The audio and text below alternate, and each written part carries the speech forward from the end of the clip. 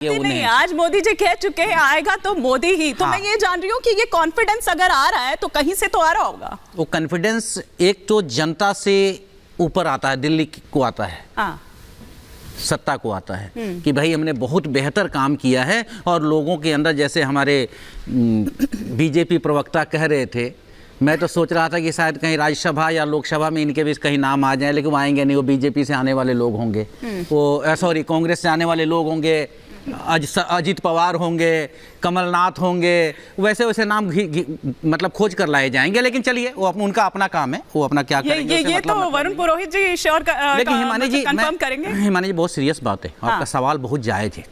क्योंकि देश के 140 करोड़ लोगों से जुड़ा हुआ ये सवाल है। जिस तरह से प्रधानमंत्री जी ने आज कहा कि 370 जितना ही होगा, इसका मतलब क्या है? ये संदेश वो किसको बोल रहे हैं? अपनी टीम को बोल रहे हैं? बताइए, इसका एक सवाल है मेरा बीजेपी के प्रवक्ता से कि 370 जीतना ही होगा। तो कैसे जीतेंगे? जनता का दिल तो आपने जीता नहीं।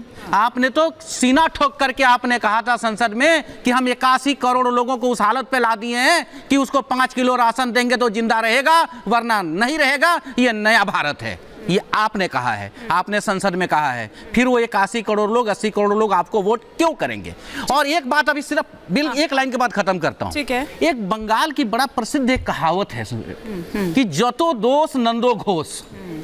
ये पहली ऐसी भारत की सरकार है नरेंद्र मोदी जी की कि जिस दिन कुर्सी पर बैठे उस दिन से लेकर आज तक विपक्ष का विश्लेषण होता रहा है। विपक्ष ये कर दिया, विपक्ष वो कर दिया, विपक्ष टूट गया, विपक्ष बट गया। मोदी जी ने क्या किया देश में, इसका एक भी सिंगल चर्चा नहीं है। मोदी जी क्यों डरते हैं? मोदी जी के प्रवक्ता क्यों डरते हैं? मोदी जी के लोग सवाल बिल्कुल वैलिड है, नहीं पता है।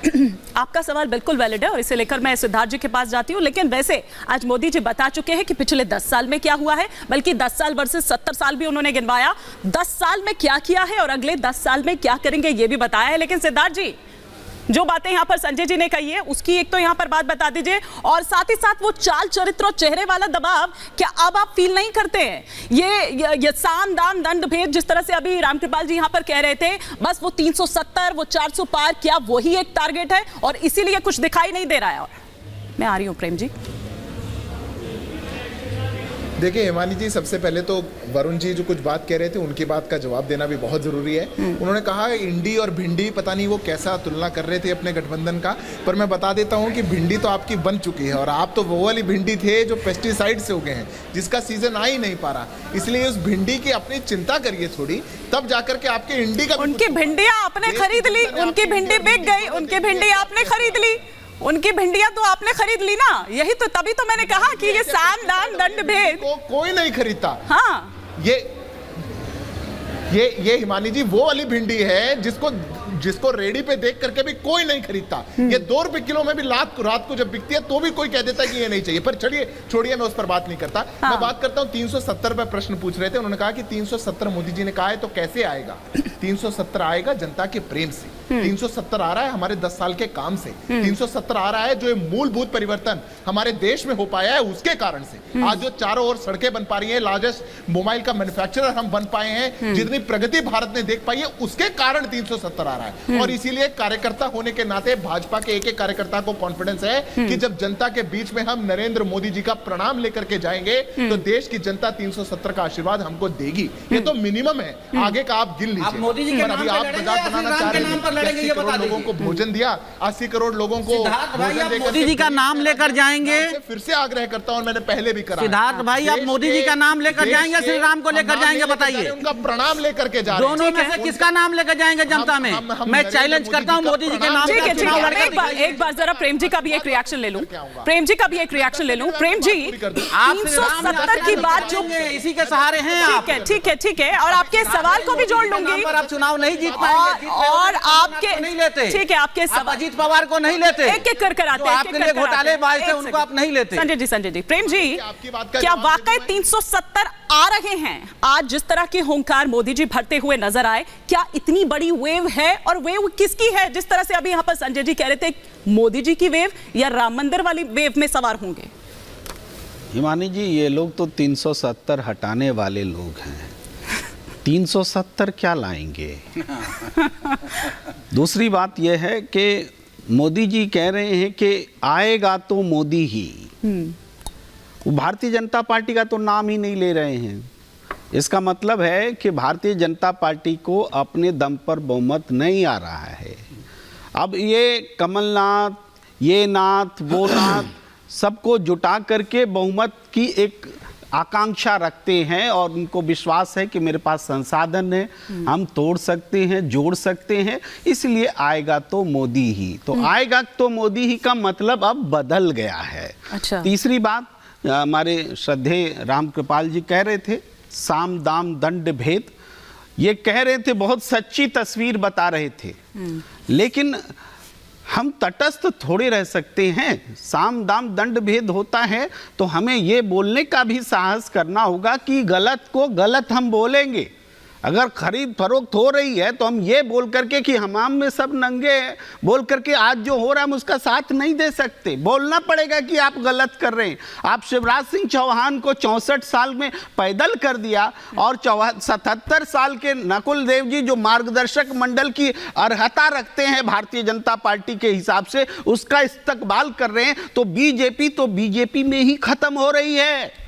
बीजेपी के नेताओं को बीजेपी में ही जगह नहीं मिल रही है। वो सारे जो दूसरे कांग्रेस से आयातित लोग हैं, आप आंकड़े देख लीजिए, चाहे सांसद हो उनकी पूरी संख्या का हिस्सा देख लीजिए। आज भी जो सांसद है उनमें और विधायक है उनमें ज्यादातर लोग कांग्रेस से आए हुए लोग, दूसरे छोटे छोटे दलों से आए हुए लोग हैं। बीजेपी ने तो बीजेपी का ही नाश कर दिया और अब तो नाम लेना भी बंद कर दिया है। कहते हैं आएगा तो मोदी ही, यानी बीजेपी नहीं आएगी क्या? ठीक है, ये काउंटर क्वेश्चन, क्योंकि आपने रामकृपाल जी का नाम लिया, मैं उनसे ही एक काउंटर रिएक्शन लेती हूँ, फिर सिद्धार्थ जी आ रही हूँ और वरुण जी। हाँ, बिल्कुल सही वो कह रहे हैं कि देखिए, मेरा कहना यह है कि विपक्ष 10 वर्ष से सिर्फ मोदी की चिंता करता रहा है और जितनी चिंता मोदी की इन लोगों ने की उतना ही विपक्ष कमज़ोर हुआ और उतनी ही बीजेपी मजबूत होती गई। अब देखिए, बात ये होती है कि बीजेपी कहिए या मोदी कहिए, इसमें तो कोई दो राय नहीं है। एक वो पार्टी के लीडर हैं, उनके नाम से जाना जाता है। मैं जो सवाल बेसिक कर रहा हूँ यही बात है कि पिछले 10 वर्षों में विपक्ष ने, आज मोदी जी ने जो बातें कही हैं वो 2024 के लिए नहीं है। देखिए, राजनीति में क्या होता है कि आप एक बड़ा नैरेटिव कीजिए, जो नैरेटिव से बड़ा नैरेटिव कोई आपका प्रतिद्वंदी ला ही ना पाए। मोदी जी आज से नहीं, शुरू से कह रहे हैं, इस साल में 6 महीने हो गए, लोग 2024 की बात कर रहे हैं, मोदी जी 24 साल आगे की बात कर रहे हैं। वो 2047 और 48 की बात कर रहे हैं। अगर आज आपने पूरा भाषण सुना हो तो उसमें से आधा समय उनका इस बात पर गया है कि आने वाला समय, यानी एक पार्टी ऐसी है जो 2047 और 48 के भारत का खाका खींच रही है, और विपक्ष जो है वो 10 साल से सिर्फ बीजेपी की बुराइयां ढूंढता रहा। मोदी जी कपड़ा कैसा पहनते हैं, 10 लाख का सूट पहनते हैं, आज सो के नहीं, आज सो के कैसे उठे, आज वो फोटो खिंचवा रहे थे। बस 1 मिनट मैं ख़त्म कर लूँ। नतीजा क्या हुआ, देखिए, मैं ईमानदारी से कह रहा हूँ, निराशा, जब आप निगेटिव नैरेटिव ले करके राजनीति करेंगे तो वो निराशा पैदा होगी, और जैसे जैसे चुनाव आ रहा है वो निराशा अब हताशा में पैदा हो गई।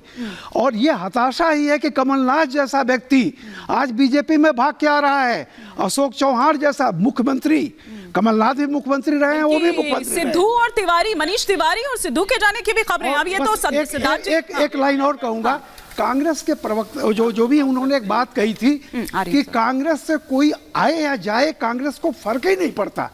अरे, अगर किसी पार्टी में कोई आए और जाए फर्क ही नहीं पड़ता तो वो पार्टी होगी क्या भाई? वो बता दिया उन्होंने, जो आरोप लगाया ना, दरअसल मतलब है कि वो पार्टी निष्प्राय हो चुकी है, निष्प्राण हो चुकी है, जिसमें कुछ भी आप कर लो, कोई इलाज कर लो, आईसीयू में डाल दो, अब उसमें हलचल नहीं होनी है। क्या बातें आप कह रहे हैं? क्विक रिएक्शन सर, फिर मुझे। हाँ, देखिए, आप जो कह रहे हैं ना कि जो भविष्य का खाका खींचा जा रहा है 2047 और तमाम चीजें, ये हमारा देश लोकतंत्र है, 5 साल के लिए जनता चुनती है। ये कोई पुतिन का देश नहीं है कि हमने आजीवन अपने आप को उस पद पर घोषित कर लिया और 2047 का खाका खींच रहे हैं। यही तो तानाशाही के लक्षण दिख रहे हैं। लोकतंत्र पर भरोसा है तो जो दिए गए 5 साल का कार्यकाल है उसके भीतर काम करके दिखाइए, ये जरूरी है। प्रेम जी ने बहुत सही बात उठाई और मैं बिल्कुल कह रहा हूँ, और हिमानी जी मैं जिम्मेदारी से कहता हूँ कि 2024 में नरेंद्र मोदी अमित शाह जी की जोड़ी की सरकार यदि देश में बनती है, यदि ये लोग सत्ता में आते हैं और पूर्ण बहुमत में आते हैं, जिसकी चांसेस कम है, लेकिन मैं एक जो जैसे उन्होंने प्लान किया है 47-48 तक का, वैसे मैं बता रहा हूँ 2024 तक का, मार्च अप्रैल मई। आपका तो 29 वाला प्लान है ना? नहीं, आप तो छोड़ दीजिए 24। बहुत इंटरेस्टिंग होने वाला है ये बात। सुनाइए। यदि इनकी सरकार बनती है 2024 में पूर्ण बहुमत में आते हैं, एक तब्दीली जरूर होगी देश में। मैं जिम्मेदारी से कह रहा हूँ, संविधान बदलेगा, एक बिल लाया जाएगा, प्रधानमंत्री नहीं चुने जाएंगे, लोकसभा का चुनाव नहीं होगा। और मैं आज जिम्मेदारी से कहता हूं, चुनाव के बाद 6 महीना जब इनकी सरकार चली जाए, आप इसी बात को मुझे याद दिला दीजिएगा। इनकी पूर्ण बहुमत की यदि बीजेपी की सरकार होती है, संविधान ये बदलेंगे और उसके बाद चुनाव को समाप्त करेंगे। और ये इसीलिए इनका 47 का प्लान 47 छोड़िए, कल 19 फरवरी है। 19 फरवरी, एक सेकंड आ रही हूँ सिद्धार्थ जी, आ रही हूँ। कल 19 फरवरी है। 19 फरवरी पे कल 19 फरवरी है और 19 फरवरी को देश के लोग वोटिंग मशीन के खिलाफ जंतर मंतर पर इकट्ठा हो रहे हैं। इसीलिए ये कह रहे हैं कि आएगा तो मोदी, क्योंकि वोटिंग मशीन के खिलाफ को वो कह रहे हैं। मौका दे दें। 19 फरवरी है और कोर्ट कचहरी कानून न्याय प्रक्रिया में बिल्कुल हर किसी को भरोसा करना होगा, क्योंकि ये लोकतंत्र है। मैं आशा करता हूं कि देश के प्रधानमंत्री और सत्ताधारी दल भी न्याय प्रक्रिया में विश्वास करते हुए डंडा न्याय प्रक्रिया ना चालू करें। ये जिस तरह से इनका डंडा पूरे देश में घूम रहा है, सवाल का जवाब नहीं खत्म करने के लिए सर, आप क्या लाइन ऐड कर रहे थे? फिर मेरे को सिद्धार्थ जी का रुख करना। आज अमित शाह ने अपने भाषण में पिछले 70 साल में कहां कहां हिंसा होती रही, वहां से लेकर के आज की तारीख में हिंसा में सिर्फ 2 राज्य में लगातार हिंसा होती है, केरल और पश्चिम बंगाल। आज उन्होंने गिनाया है और बाकी राज्यों में बता दीजिए कहां हिंसा हुई है। वही मैं कह रही हूँ, इमरजेंसी भी गिनवाया, लोकतंत्र की हत्या हुई है ये भी गिनवाया, लेकिन वही कमलनाथ अगर उनके पाले में शामिल हो जाते हैं तो ये बहुत बड़ा उलटफेर होगा। और मेरे ख्याल से चुनाव से पहले तो बचा खुचा भी जो दम बचा है कांग्रेस में वो भी निकल जाएगा। लेकिन सिद्धार्थ यादव जी, आप लोग कांग्रेस मुक्त भारत कहते कहते कांग्रेस युक्त हो गए हैं। थोड़ी देर पहले यही चर्चा हो रही थी यहाँ पर, प्रेम जी कह रहे थे। पहले तो मैं प्रेम जी की बात का जवाब देता हूं। प्रेम जी कह रहे हैं कि भारत के अगर प्रधानमंत्री ने या भारतीय जनता पार्टी ने 2047 तक अगर भारत को एक विकसित भारत बनाने का लक्ष्य रख दिया तो एक गलती कर दी। ये अलोकतांत्रिक है, क्योंकि सरकारें तो 5 साल के लिए चुनी जाती हैं, उनको 5 साल की चिंता करनी चाहिए। अरे ऐसी 5 साल की चिंता करते करते ही तो भारत को आज तक आप कभी विकसित नहीं बना पाए, यहां तक कि छोड़िए भारत को विकास की राह पर आप नहीं पहुंचा पाए। अगर इस देश में कोई एक नेता है जो बड़ा विजन रखता है, जो कहता है कि हम आगे काउंटर है, कितना झूठ है ये बताएं। योजना क्या है जो 47 तक प्रधानमंत्री जी ने जो लक्ष्य रखा है? बिल्कुल सुनिए, के बीच में नहीं बोल रहा था मैं। सिद्धार्थ जी आपके लिए मैं चुप हो जाऊंगा। सवाल ले लीजिए। इंदिरा गांधी ने, शायद आप लोगों को ध्यान होगा कि एक 20 वर्षीय योजना बनाया था उन्होंने, एक बार बना था। एक बार कंप्लीट करने दीजिए। वरुण पुरोहित जी भी बहुत देर से इंतजार कर रहे हैं। क्या है? वरुण पुरोहित जी भी बहुत देर से बैठ के झूठ बोलेंगे नहीं चलेगा। एक बार कंप्लीट कर ले सिद्धार्थ जी।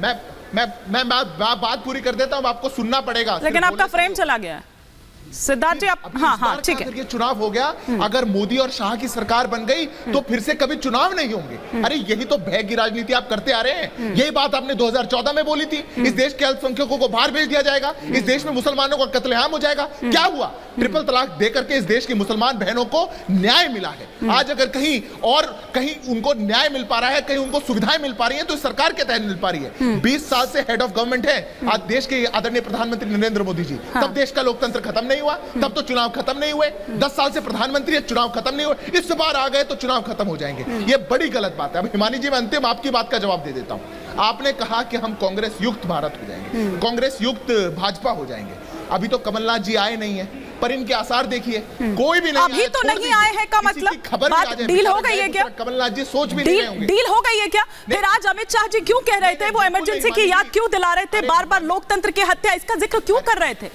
और वो आदर्श घोटाला क्या हुआ? आदर्श हो गया क्या? अब आदर्श हो गए अशोक चव्हाण? अब हिमानी जी सुन तो लीजिए, इससे पहले आप ब्रेकिंग बना ले।